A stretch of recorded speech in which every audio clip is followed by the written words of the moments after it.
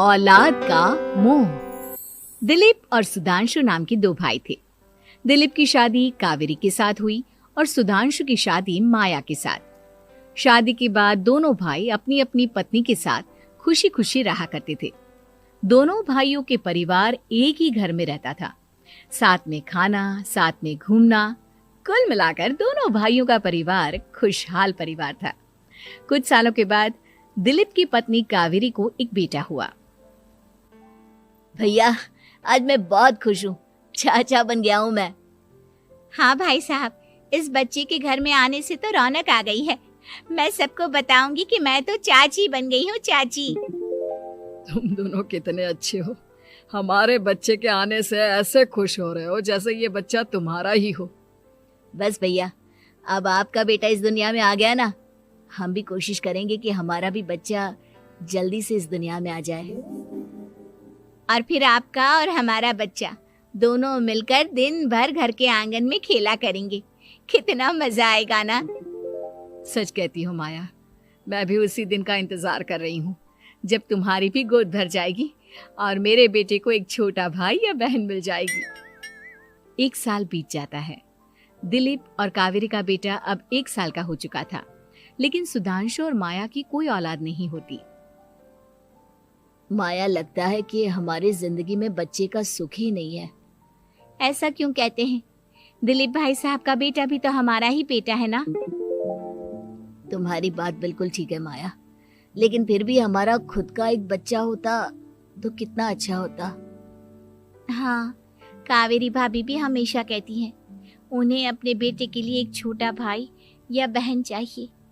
लेकिन देखिए ना, हमारी तो किस्मत ही कितनी खराब है। हमारे तो सारे ट्रीटमेंट भी फेल हो चुके हैं। डॉक्टर ने भी साफ साफ कह दिया है कि तुम कभी माँ नहीं बन सकती। वही तो सुधांशु, बहुत बुरी किस्मत है हमारी। लेकिन माया, हम अपनी किस्मत को इतना क्यों कोस रहे हैं? हम दिलीप भाई साहब के बेटे को अपने बेटे की तरह ही प्यार कर सकते हैं ना। हाँ जी, बिल्कुल सच कहा। मैं भी वैसा कर सकती हूँ। चाची हूँ, उसे छोटी माँ का प्यार नहीं दूंगी क्या? कुछ दिनों के बाद दिलीप का एक दोस्त दिलीप से मिलने के लिए आता है। अरे क्या बात है दिलीप, बधाई हो बधाई। और घर तो काफी बड़ा है तुम्हारा। वैसे तुमने अपने बेटे के बारे में क्या सोचा है? भैया, और क्या सोचेंगे, बस उसे पढ़ा लिखा कर अफसर बनाएंगे, उसकी पढ़ाई पर खर्च करेंगे। अरे भाभी, आपकी तो इतनी सारी प्रॉपर्टी है, आपको किस बात की चिंता? ले देकर एक बेटा ही तो है। अरे नहीं दोस्त, तुम गलत समझ रहे हो। इस घर में मैं और मेरा छोटा भाई दोनों रहते हैं। इस घर का आधा हिस्सा मेरे छोटे भाई का है। अच्छा, कितने बच्चे हैं तुम्हारे छोटे भाई के? भैया, उनके साथ ना कुछ प्रॉब्लम है। मेरी देवरानी कभी माँ नहीं बन सकती। अरे फिर किस बात की चिंता? अरे मैं तो कहता हूँ अपने बेटे के भविष्य के बारे में सोचिए ही मत। बस ये घर उसके नाम करवा दीजिए। देखिए, आपके भाई का भी कोई बच्चा नहीं है तो सब कुछ आपके बेटे को ही मिलना चाहिए। लेकिन ऐसा करना क्या सही होगा? अगर उनका बच्चा नहीं है तो क्या हुआ? ये घर आधा उनका है, उनकी जो मर्जी है वो करे। अरे कैसी बात करते हो? उनकी कोई औलाद नहीं है, वो क्या करेंगे प्रॉपर्टी अपने नाम रखकर? हाँ, वैसे भाई साहब, आपकी बात तो बिल्कुल सही है।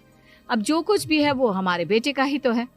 आखिर वही तो इस घर के वंश को आगे बढ़ाएगा। मैं कल ही देवर जी से बात करती हूँ। अगले दिन सुधांशु और माया, इधर आओ। तुम दोनों से एक बहुत जरूरी बात करनी है मुझे। बताइए ना भाभी, क्या बात है? आपको कहीं जाना है तो आप अपने बेटे को मेरे पास छोड़कर जाइए, मैं ही पूरा दिन रख लूंगी उसे। अरे नहीं माया, वो तो मुझे पता है।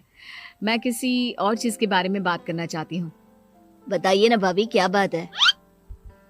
देखिए देवर जी, आपका कोई बच्चा है नहीं, लेकिन मैं जानती हूँ कि आप हमारे बेटे को अपने बेटे की तरह ही प्यार करते हैं। भाभी, बेटी की तरह नहीं, वो हमारा ही बेटा है। मेरे लिए तो वो मेरा ही बच्चा है। वही तो फिर क्यों ना ये सारी प्रॉपर्टी हम मेरे बेटे के नाम करवा दे, क्योंकि तुम्हारा हो या मेरा, हम सबका एक ही तो है बेटा। लेकिन भाभी, अभी तो वो सिर्फ 1 साल का है। अभी से प्रॉपर्टी उसके नाम करवाने का क्या मतलब है? देखिए देवर जी, जो काम जितना जल्दी हो जाए ना उतना अच्छा। आने वाले वक्त का क्या भरोसा।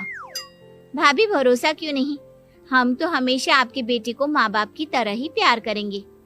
हाँ, लेकिन फिर भी मैं चाहती हूँ कि ये सारी प्रॉपर्टी मेरे बेटे के नाम हो जाए। अब मुझे नहीं लगता तुम दोनों को इसमें कोई भी परेशानी होगी, है ना? भाभी वैसे तो आप जो कह रही हैं वो बहुत जल्दबाजी है, लेकिन फिर भी अगर आपको ऐसा लगता है तो ठीक है, कल ही प्रॉपर्टी के पेपर बनवा लीजिए, मैं और माया उस पर साइन कर देंगे। इस तरह से अगले दिन प्रॉपर्टी के पेपर बनवाकर सारी प्रॉपर्टी दिलीप और कावेरी के बेटे के नाम पर करवा दी जाती है। कुछ दिनों के बाद सुधांशु, सुबह सुबह ये कौन लोग आ गए हैं तुम्हारे घर पर? भैया वो ऊपर वाला कमरा खाली पड़ा था ना, सोच रहा था किराएदार रख देता हूँ। लेकिन किराएदार रखने से पहले आपने हमसे पूछा भी नहीं। भाभी इसमें आपसे पूछने वाली क्या बात थी, हमें एक ही कमरे की जरूरत थी, इसलिए सोचा दूसरा कमरा किराए पर दे देते हैं, कुछ इनकम हो जाएगी। अरे माया, ये सारी प्रॉपर्टी अब मेरे बेटे के नाम पर है और यहाँ पर जो कुछ भी होगा उसके लिए तुम्हें मेरी या दिलीप की परमिशन तो लेनी पड़ेगी ना। हाँ सुधांशु, तुम्हारी भाभी ठीक ही तो कह रही है। अब देखो, तुमने खुद अपने हाथों से ये प्रॉपर्टी हमारे बेटे के नाम की है, वह अभी बहुत छोटा है, तो इस घर से रिलेटेड सारे फैसले तुम्हें हमसे पूछ कर लेने चाहिए। भाभी हमें तो लगा था कि आप हम लोगों से बहुत प्यार करती हैं, लेकिन आप तो हमारे साथ भेदभाव करने लगी। अरे, इसमें भेदभाव करने वाली क्या बात है? और मैंने कौन सा तुमसे कुछ गलत मांग लिया? अरे ले देकर मेरा बेटा इकलौता इस पूरे वंश का वारिस है, सब कुछ उसके नाम है। तुम्हें इस बात से जलन क्यों हो रही है? भाभी माया को जलन नहीं हो रही, वो तो बस ऐसे ही कह रही थी।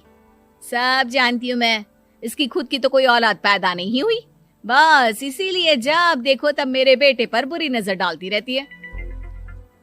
देखो माया, कावेरी तुमसे बड़ी है, वो जैसा कहती है वैसा करो। और वैसे भी इस घर पर अब तुम लोगों का कोई अधिकार नहीं है, वो तो हम लोगों की भलाई समझो जो तुम्हें अभी तक यहाँ रहने दिया है।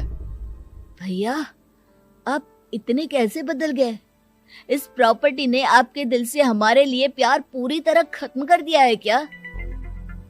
इसी तरह वक्त बीतता जाता है और देखते देखते दिलीप और कावेरी का बेटा प्रणव 25 साल का हो जाता है और उसकी नौकरी लग जाती है। पापा, आज मेरा अपॉइंटमेंट लेटर आ गया है, मैंने सिंगापुर में जॉब ज्वाइन कर ली है। लेकिन प्रणव, विदेश में नौकरी करने जाने से पहले तुम्हें कम से कम अपने मम्मी पापा से एक बार पूछना चाहिए था ना। इसमें पूछने वाली क्या बात है माँ, मैं सिंगापुर जाकर जॉब करना चाहता हूँ तो करना चाहता हूँ। देखो प्रणव, हमने तुम्हारे लिए इतनी सारी प्रॉपर्टी यहाँ पर रखी हुई है, उन सब का क्या होगा? यहाँ रहो, बिजनेस करो।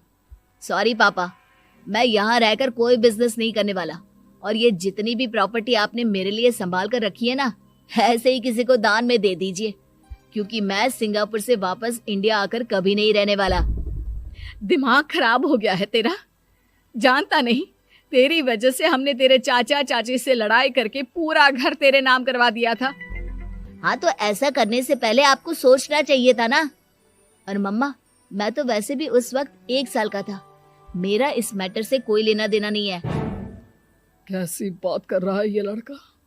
अरे तेरी वजह से अपने छोटे भाई से दुश्मनी लेकर बैठा हूं मैंने तो उसे घर से भी निकाल दिया। जानता नहीं तू, बाजू वाले घर में एक छोटा सा कमरा किराए पर लेकर रहते हैं तेरे चाचा चाची, और ये सब मैंने तेरे लिए किया।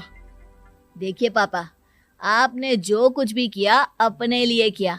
मैंने आपसे कब कहा था कि मुझे ये प्रॉपर्टी और घर चाहिए?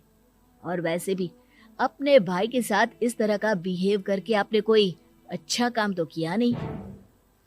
तू सही कह रहा है बेटा, हमने तेरे चक्कर में अपने छोटे भाई जैसे देवर और बहन जैसी देवरानी को इस घर से निकाल दिया।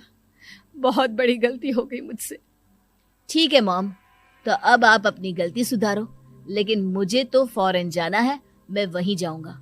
अब आगे क्या करना है ये आपका डिसीजन है। और प्रणव सिंगापुर जॉब करने के लिए चला जाता है। कुछ दिनों के बाद जब दिलीप और कावेरी को अपनी गलती का एहसास होता है तो वो सुधांशु के घर पहुंचती है। सुधांशु, माया, हमें माफ कर दो, हमसे बहुत बड़ी गलती हो गई। क्या हुआ भाभी? आज इतने सालों के बाद आप हम गरीब लोगों के घर क्या करने आई हैं? भाभी, हमने तो खुशी खुशी अपने भतीजे को सब कुछ दे दिया, अब हमारे पास कुछ भी नहीं बचा है। भाई मुझसे बहुत बड़ी गलती हो गई, जो तेरे जैसे भाई को मैंने प्रॉपर्टी के चक्कर में घर से निकाला, और जिसके लिए मैंने ये सब कुछ किया वो खुद ही विदेश चला गया। भैया भाभी, जिस बेटे के लिए आपने हम लोगों को इतनी तकलीफ दी, आपस के प्यार को बिगाड़ा, जब वही आपसे दूर चला गया तो आपको इस बात का एहसास हुआ। लेकिन माफ कीजिए, अब हम आपके साथ रहने के लिए उस घर में नहीं आ सकते। नहीं नहीं माया, ऐसा मत कहो, मुझसे बहुत बड़ी गलती हो गई, प्लीज वापस चलो, मैं वो घर फिर से तुम्हारे नाम कर देती हूँ। भाभी, मैं उस घर का क्या करूंगी? किसके लिए? मेरा कोई बच्चा नहीं, मैं तो बस जिंदगी भर आप लोगों के साथ प्यार से रहना चाहती थी, प्रणव को अपने बेटे की तरह प्यार करना चाहती थी, लेकिन आपने मुझसे वो अधिकार छीन लिया। भाभी और भैया, एक सवाल पूछना चाहता हूँ आप लोगों से। जो बच्चा कुछ ही दिन पहले दुनिया में आया हो, जिस बच्चे के भविष्य का आपको पता ही ना हो, उसके लिए अपने पुराने रिश्तों को तोड़ देना, अपने सगे रिश्तेदारों से दुश्मनी मोल लेना, उनके साथ झगड़ा करना, उनकी बेइज्जती करना, क्या ये सही है? कम से कम हमें सही वक्त का इंतजार तो करना चाहिए ना। सिर्फ प्रॉपर्टी के लिए अपने सगे भाई को घर से निकाल दिया, वो भी अपने 1 साल के बेटे के लिए। क्या ये वाकई में सही था? जवाब दीजिए मेरी बात का।